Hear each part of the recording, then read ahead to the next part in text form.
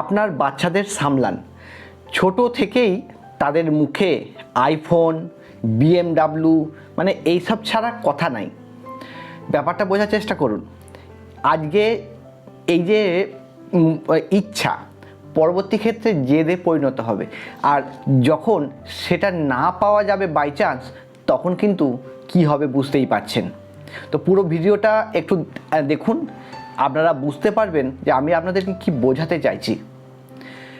তো আমি শুভ, অনেক দিন পর আবার এই এলাম চ্যানেলে, কারণ অনেকগুলো কাজ ছিল, সেই কাজের মাঝখানে ভিডিও করে উঠতে পারিনি, কিন্তু এবার থেকে নতুন ভিডিও প্রায় আসবে। তো আপনারা একটু সহযোগিতা করুন যাতে এই চ্যানেল অনেক বড় হয়ে উঠতে পারে।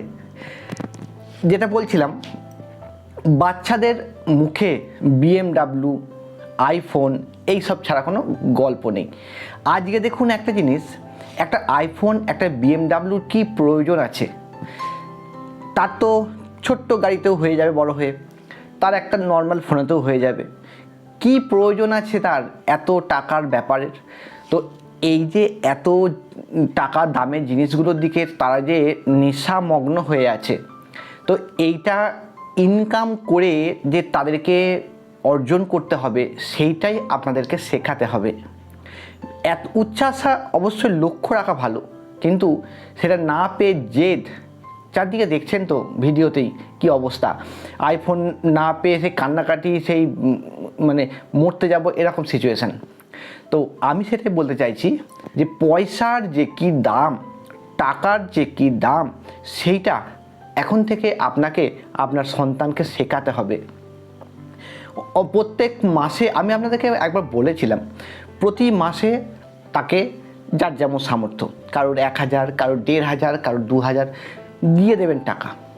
বলবেন যে তোর খাতা, পেন যা কিছু লাগে তোর এই পয়সা থেকে দিবি, যেটা বাঁচাতে পারবি তোর, তুই চকলেট কেন, তুই যা খুশি কর, কিন্তু যেটা বাঁচাতে পারবি সেটা তোর। তাকে পয়সার দাম, পয়সার মর্মটাকে চেনাতে শিখতে হবে। আজকে দেখুন, এই যে আইফোনের পেছনে দৌড়াচ্ছে, আইফোনের দাম তো প্রচুর। যারা ধরুন ভিডিও বানায় বা কোনো রকম কোনো স্পেশাল কাজের জন্য লাগে, ঠিক আছে, তাদের একটা ইনকাম আসে, ঠিক আছে, সেটা মানা যায়। যাদের বড় বড় মানে ব্যবসা, তারা ভালো গাড়ি কিনতেই পারে। তাও এইসব গাড়ি কেনার অনেক রকম প্রসেস আছে, জানেন তো? প্রসেস মানে কি, মানে কেউ যদি ক্যাশে ওই গাড়ি ডবল কিনতে পারে তবেই সে ওই গাড়িটা কিনুক, এরকম ব্যাপার। মানে সে যদি দুটো BMW কেনার ক্ষমতা রাখে তবেই সে একটা BMW কিনুক। তো এইগুলো শেখাতে হবে বাচ্চাদের। আজকে সমস্ত মানে আমি দেখছি তাই, মানে কোনো গল্প নেই, ছোটোখাটো কোনো গল্প নেই, সব বড় বড় হাই ব্যাপার। রেস্টুরেন্ট ছাড়া গল্প নেই সব, মানে আর যারা মানে কাপল, যারা মানে অল্প বয়সে, তারা তো রেস্টুরেন্ট ছাড়া কোনো গল্প নেই। মানে যেটুকু যা ইনকাম করছে সব ফুটিয়ে দিচ্ছে। ওই পয়সার যে কি দাম, একটু একটু জমিয়ে রাখলে যে গাছটা তৈরি করতে হবে, তবে তো গাছটা ফল দিয়ে যাবে প্রত্যেক বছর বছর, সেইটা শেখাতে হবে। যে তুই এখন থেকে গাছটা লাগা, গাছটাকে বড় কর। আজকে ধরুন, মানে আমি সাপোজ বলছি, ধরুন একটা 10 লাখ টাকা, সেই 10 লাখ টাকাটা যদি কোনো রকমের কেউ একটা জমাতে পারে, তাহলে আমি মিউচুয়াল ফান্ডও বলছি না, আমি ব্যাংকের হিসাবের কথা বলছি। মিউচুয়াল ফান্ডে তো আরও বেশি। যদি কেউ জমিয়ে রাখতে পারে, সে মাসে মাসে কিছু না হলেও 5-6 হাজার টাকা করে তো ঘরে বসে পাবে। মানে শুয়ে শুয়ে যদি কারুর টাকা কাজ করে, তবেই সেই মানে গাছের দাম আছে আর কি, যেটা বলতে চাইছি। তো এই যে জিনিসগুলো, এই জিনিসগুলো বাচ্চাদের মধ্যে আনতে হবে যে নিজে থেকে ইনকাম করে এগুলো কিনতে হবে। এবং শুধু ইনকাম করে কিনলে হবে না, ইনকাম করলেও কিনলেও হবে না, সেক্ষেত্রেও কিন্তু অনেক ব্যাপার আছে। কারণ পয়সা সব খরচা করা যায় না, অন্ততপক্ষে ইনকামের 20% মিনিমাম। অবশ্য প্রথমের দিকে, ইনকামের প্রথমের দিকে যখন তার উপর সংসারের বোঝা চাপ থাকে না, তখন তো আমি বলবো 50%-এর বেশি টাকা তারা সঞ্চয় করুক। কারণ এমন একটা সময় আসবে না, 30, 35, 40 বছর বয়সের সময়, তখন সে টাকা রাখবো বললেও কিন্তু পেরে উঠবে না। সংসারের চাপ, বৃদ্ধ বাবা মা, অনেক রকম অনেক কিছু আছে, তখন কিন্তু পারবে না। এই সমস্ত কিছু কিন্তু শিখতে হবে, শেখাতে হবে।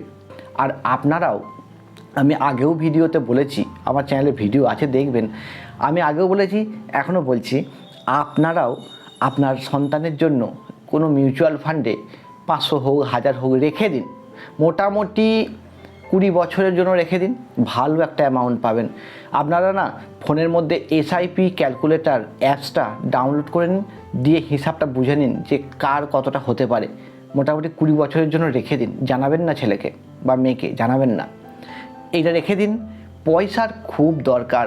মানে একটা সময়, এমন একটা সময় আসবে, কেউ যদি তাকে 1 কোটি টাকা, অনেক বেশি বলে ফেললাম না, আচ্ছা 50 লাখ টাকা যদি হাতে তুলে দেয় না, সে কিন্তু খরচা করতে পারবে না, কারণ তখন সে সেই পয়সার দামটা বুঝে যাবে।